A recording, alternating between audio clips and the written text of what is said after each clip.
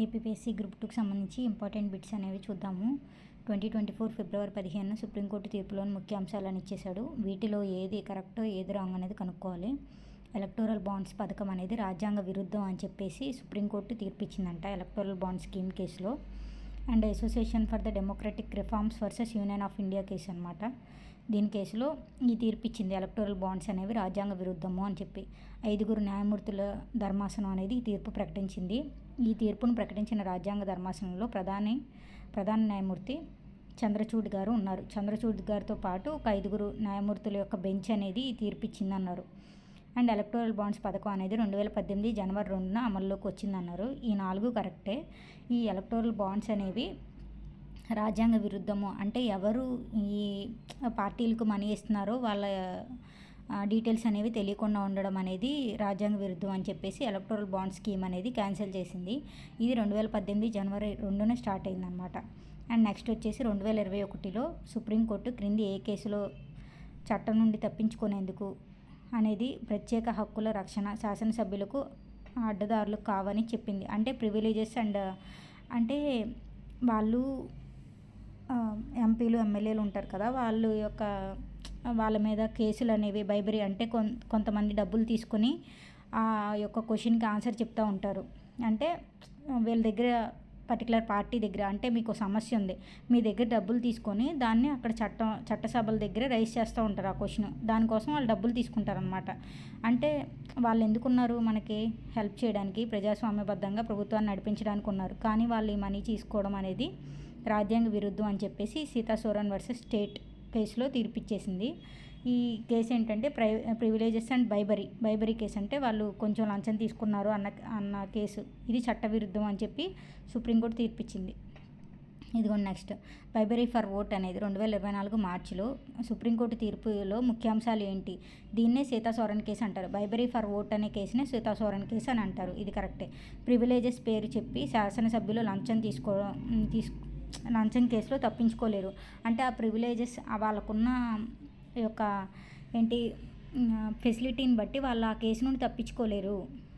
కేంద్ర రాష్ట్ర శాసనసభ్యులకు కల్పించిన ప్రివిలేజెస్ రాజ్యాంగ విలువలకి కట్టుబడి ఉండాలని సుప్రీంకోర్టు పేర్కొంది. డాక్ట్రైన్ ఆఫ్ స్టేట్ డెసిషన్స్ అనే సూత్రం మీద ఇది ఉల్లంఘిస్తారు కాబట్టి సుప్రీంకోర్టు వాళ్ళని శిక్షించవచ్చు.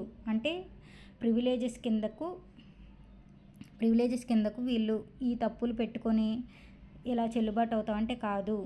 ఇది విడిగా పెట్టేసి ఈ కేసు గురించి డిస్కస్ చేద్దాం. చూడండి, సీతా సోరెన్ కేసు ఏంటంటే లంచం గురించి అన్నమాట. ఇది ఫస్ట్లో ఏం చెప్పిందంటే PV Narasimha Rao versus state of కేసులో ఎంపీ ఎమ్మెల్యేలు కానీ 105, 194 ఆర్టికల్స్లో ఉన్న ప్రివిలేజెస్ దృష్ట్యా లంచం తీసుకున్నా సరే వాళ్ళ మీద కేసు పెట్టడానికి వీల్లేదు అని చెప్పింది. ఎప్పుడు 1998. మళ్ళీ 1998కి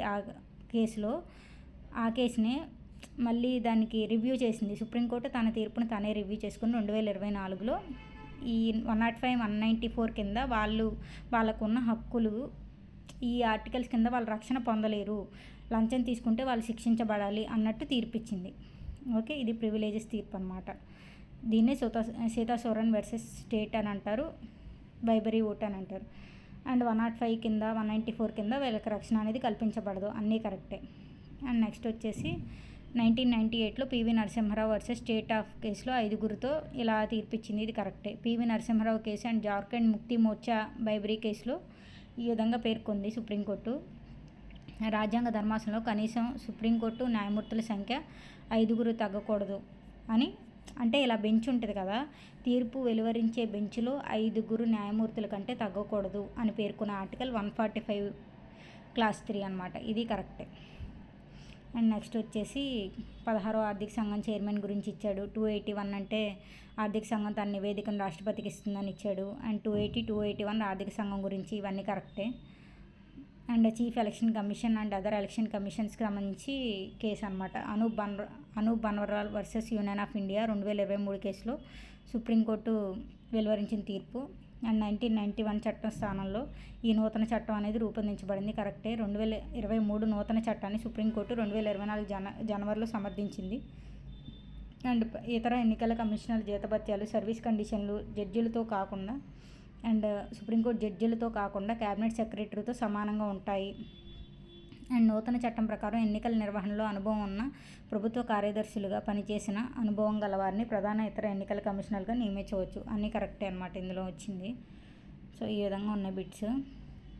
అండ్ ఇంకో బిట్ ఇది 2024 సుప్రీంకోర్టు మాజీ న్యాయమూర్తిగా పనిచేసిన ఏఎం కన్విల్కర్ లోక్పాల్గా నియమితులయ్యారు. అంటే ప్రజెంట్ లోక్పాల్ ఎవరు? ఏఎం కన్విల్కర్ అనమాట. మొదటి లోక్పాల్గా పినాకి చంద్రఘోష్ ఉన్నారని మనకు తెలుసు. రెండో లోక్పాల్ ఏఎం కన్విల్కర్. అండ్ లోక్పాల్ వ్యవస్థలో చైర్మన్ మరియు 8 మంది ఇతర సభ్యులు ఉంటారు. మొన్న టీఎస్పీఎస్సీ గ్రూప్ 2లో పాలిటీలో అడిగాడు. అంటే నేషనల్ హ్యూమన్ రైట్స్ కమిషన్ కానీ నేషనల్ SC/ST కమిషన్లో కానీ చైర్మన్లు ఎంతమంది, ఇతర సభ్యులు ఎంతమంది బాగా చదువుకోవాలి మనం. లోక్పాల్లో ఒక చైర్మన్ 8 మంది సభ్యులు ఉంటారు. 8 మంది సభ్యులు సగం మంది జ్యుడిషియల్ రంగానికి చెందిన వాళ్ళు ఉంటారు. అండ్ లోక్పాల్ చైర్మన్ సభ్యుల పేర్లను ప్రధాని ఆధ్వర్యంలో సెలక్షన్ కమిటీ, సెర్చ్ కమిటీ సహకారంతో ఆ సెర్చ్ కమిటీ అనేది రికమెండ్ చేస్తుంది రాష్ట్రపతి వాళ్ళని నియమిస్తాడు. లోక్పాల్ రాజ్యాంగబద్ధ సంస్థ కాదనమాట. ఒక అమెండ్మెంట్ ద్వారా దీన్ని తీసుకొచ్చాం.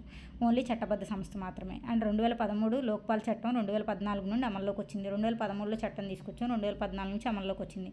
అంటే రాజ్యాంగబద్ధ సంస్థ అంటే ఇప్పుడు attorney general, advocate general, election commission, UPSC chairman వీళ్ళందరూ రాజ్యాంగబద్ధ సంస్థకు సంబంధించిన వాళ్ళు. వీళ్ళ గురించి రాజ్యాంగంలో పేర్కొనబడింది. ఈ లోక్పాల్ చట్టం, లోకాయుక్త వీళ్ళ గురించి పేర్కొనబడలేదు. సో ఇవి చట్టబద్ధమైనవి, రాజ్యాంగబద్ధమైనవి కాదు. అండ్ ఇక్కడ కన్విల్కర్ గురించి ఇచ్చేశారు. లోక్పాల్గా ఏఎం కన్విల్కర్ అనేవాళ్ళు ఉన్నారని, ఈయన 2022లో సుప్రీంకోర్టు న్యాయమూర్తిగా పదవీ విరమణ పొందారని. అండ్ అవినీతి సంఘటనపై, అంటే సుప్రీంకోర్టు న్యాయమూర్తిగా పదవీ విరమణ పొందినా కూడా ఈయన లోక్పాల్గా వెళ్ళారనమాట. అవినీతి సంఘటనలపై 7 సంవత్సరాల లోపు మాత్రమే, అంటే అవినీతి జరిగిన 7 సంవత్సరాల లోపు మాత్రమే లోక్పాల్లో మనం ఫిర్యాదు చేసుకోవడానికి ఉంటుంది. లోక్పాల్ చైర్మన్ దుష్ప్రవర్తనకు పాల్పడితే, అంటే లోక్పాల్ చైర్మనే దుష్ప్రవర్తనకు పాల్పడితే 100 మంది ఎంపీల సంతకాలతో అనుసరించి సుప్రీంకోర్టు విచారణ అనంతరం రాష్ట్రపతి తొలగిస్తాడు. రాష్ట్రపతి నియమిస్తాడు, రాష్ట్రపతి తొలగిస్తాడు. లోక్పాల్ పరిధిలో జ్యుడిషియరీ రాదు, అనగా జ్యుడిషియరీకి సంబంధించిన ఫిర్యాదులు విచారించలేదు. అంటే ఒక న్యాయమూర్తి ఇంకో న్యాయమూర్తి మీద కానీ అలా న్యాయమూర్తులకి జ్యుడిషియల్ సంబంధించిన ఇష్యూలు మాత్రం ఇది పరిష్కరించడానికి వీల్లేదు. విదేశీ ఒప్పందాలు, బహిర్గత అండ్ అంతర్గత భద్రత, పబ్లిక్ ఆర్డర్ మరియు అటామిక్ ఎనర్జీ వంటి అంశాలు తప్ప ఇతర అంశాల్లో అవినీతి ఫిర్యాదులు, అంటే ప్రధానిపై అవినీతి ఫిర్యాదులు వచ్చినా సరే లోక్పాల్ అనేది దాన్ని కన్సిడర్ చేయగలదు. అంటే విదేశీ ఒప్పందాలు కానీ, బహిర్గత అంతర్గత భద్రతకు సంబంధించింది, పబ్లిక్ ఆర్డర్కి సంబంధించి, అటామిక్ ఎనర్జీకి సంబంధించి మాత్రం లోక్పాల్ ఏమీ చేయలేదు. మిగిలినవి ఏంటంటే ప్రధానిపై ఫిర్యాదులు వచ్చినా సరే దానిపైన అది నివర్తించగలదు లోక్పాల్ అనేది. అండ్ ఇక్కడ ఇచ్చేసాడు జాతీయ పార్టీ ఆమ్ ఆద్మీ అని. అండ్ ప్రజెంట్ ఉన్న జాతీయ పార్టీలు ఎన్ని 6 ఉన్నాయన్నమాట మనకి. 2024లో జాతీయ పార్టీ హోదా కొనసాగుతున్న పార్టీ ఆమ్ ఆద్మీ పార్టీ కరెక్టే. 2023లో కేంద్ర ఎన్నికల సంఘం Trinamool Congress, national Congress party and CPI పార్టీలకు జాతీయ పార్టీ అనేది రద్దు చేసింది. Okay, Trinamool Congress, national Congress party, సిపిఐలను జాతీయ పార్టీ హోదా నుండి రద్దు చేసింది. అండ్ 2023లో Aam Aadmi party national party హోదాను పొందింది. ఇవన్నీ కరెక్టే. అండ్ నెక్స్ట్ వచ్చేసి వన్ నేషన్ వన్ ఎలక్షన్కి సంబంధించి ఎవరు కమిటీ చైర్మన్గా ఉన్నారంటే మనకు తెలిసిందే, రాష్ట్రపతి రామ్నాథ్ కోవింద్ గారు. అండ్ ఇక్కడికి వచ్చేసి రాజ్యసభ నామినేట్ చేయబడిన వారి గురించి ఇచ్చేశారు. సుధామూర్తి గారు నామినేట్ చేయబడ్డారు. రాజ్యసభ నామినేటెడ్ మెంబర్స్గా కొనసాగుతున్న వాళ్ళు ఇళయరాజా, విజయేంద్ర ప్రసాద్ వంటి వారు ఉన్నారు. రాజ్యసభ నామినేట్ అయిన మొదటి మహిళ రుక్మిణి అరుండేల్ అనమాట. ఆర్టికల్ 80 క్లాస్ 3 ప్రకారం రాష్ట్రపతి 12 మందిని రాజ్యసభకు నామినేట్ చేస్తాడు. ఇది మనకు తెలిసిందే. నామినేటెడ్ మెంబర్స్ నామినేట్ అయిన తేదీ నుండి 6 నెలల్లోగా తమకు నచ్చిన రాజకీయ పార్టీలో సభ్యత్వం తీసుకోవచ్చు. అండ్ ఇక్కడ చూసేసారా, SC కమిషన్ చైర్మన్గా కిషోర్ మాఖ్వానాని రాష్ట్రపతి నియమించారని. కిషోర్ మాఖ్వానా ముందు విజయ్ సాంప్లా ఉన్నారు. నేషనల్ షెడ్యూల్ క్యాస్ట్ కమిషన్ అనేది రాజ్యాంగబద్ధ సంస్థ. ఓకే, దీంట్లో రాజ్యాంగంలో పేర్కొనబడింది.